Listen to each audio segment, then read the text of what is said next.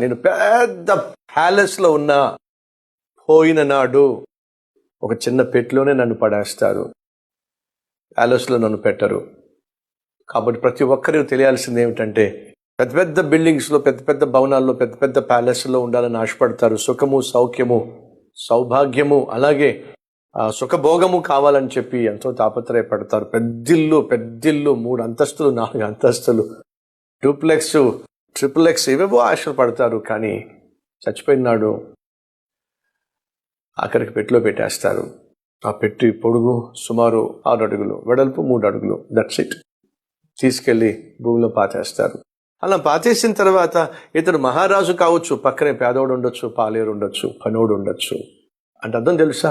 మరణము అందరినీ ఈక్వల్ చేసి పడేస్తుంది. మరణానికి కులంతో ప్రసక్తి లేదు, డబ్బుతో ప్రసక్తి లేదు, ప్రాంతంతో ప్రసక్తి లేదు. అందరినీ సమానంగా చేసి పడేస్తుంది.